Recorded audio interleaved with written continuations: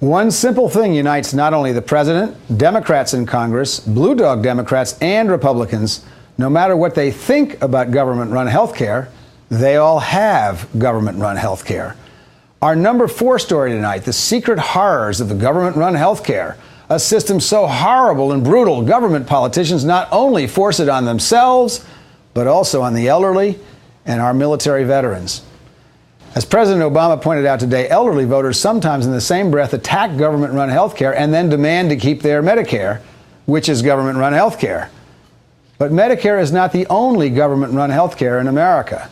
The Department of Veterans Affairs provides both coverage and care to more than 8 million Americans.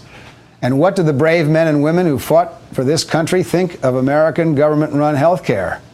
Studies and surveys consistently rate the VA's government-run health care just like Medicare's and better than that provided by private insurance. Our next guest is Philip Longman, whose book, The Best Care Anywhere, Why VA Healthcare is Better Than Yours, explores in detail, if I might coin a phrase, why VA healthcare is better than yours. Thanks for joining me tonight.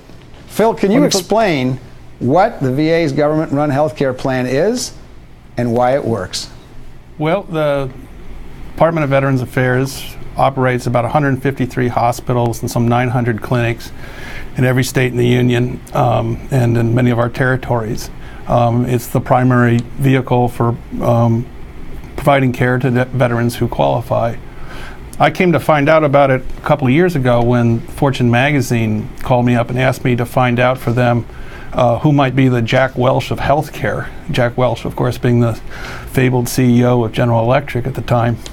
And I thought that was a pretty interesting assignment, so I went off to search for the Jack Welch of healthcare and discovered, as I looked around for innovation and who was winning the highest marks for quality and cost effectiveness in American healthcare, it was this institution that I couldn't believe could possibly be delivering these results, because like many Americans, I didn't have much contact with it, and what I did know about it came from movies like Born on the 4th of July. But it turns out this is an amazing system and a really good news story for healthcare going forward. There was a RAND Corporation, which was published in the Annals of American Medicine, which found that in 294 different measures of quality, the VA outperformed every other sector of American healthcare, including the private sector. How did they do that, bogged down by bureaucratic inefficiency up against the super efficient private sector? Right. Well, the first thing to notice about the VA is almost uniquely in American healthcare, they have a near lifetime relationship with their patients, which means that as an institution, they actually have incentives to invest in prevention, wellness, and effective disease management, effective drug formulary. And they have done that.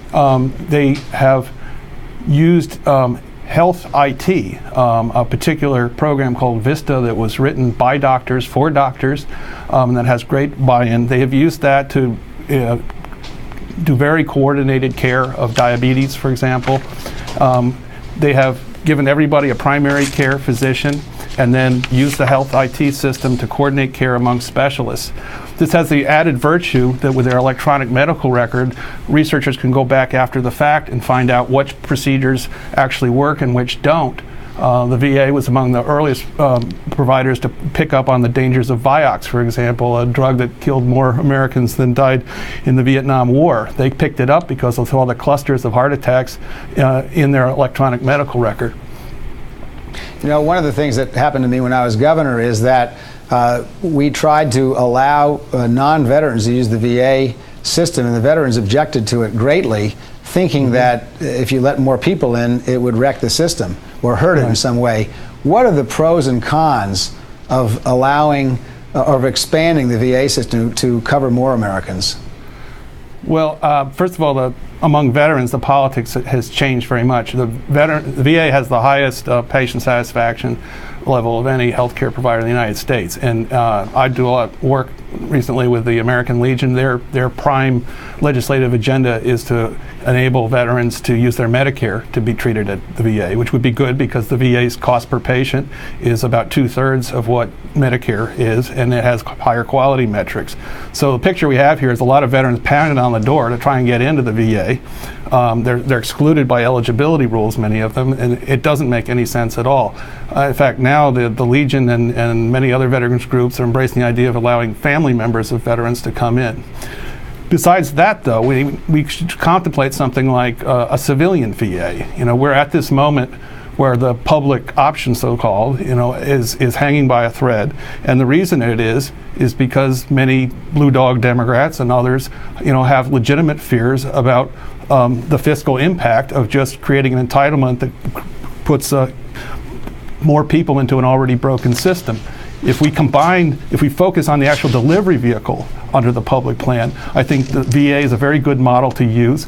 We could go into various public hospitals all over the country, these St. Elsewheres that are going out of business so rapidly, and say basically this, if you will adopt the VA protocols of care, if you will wire up your hospital with their software and use it, and we'll help you to do that, we will guarantee you this new pool of patients who have been recently mandated to by insurance, and then we'll have an actual delivery vehicle, and the Congressional Budget Office and others will actually be able to score and make realistic estimates of what it will cost. And in 30 seconds, if we were to adopt a public option that was modeled after the VA, could they control costs? Well, the VA is a proven model. Their cost per patient has actually been going down even as general healthcare inflation's been going up. And their quality is high. So you don't have to go to Sweden or believe in some wild economic theory. This is proof on the ground. Ask your veteran friends. They'll tell you. Philip Longman, author of Best Care Anywhere, Why VA Healthcare is Better Than Yours. Thank you for joining us. Thank you. I'd like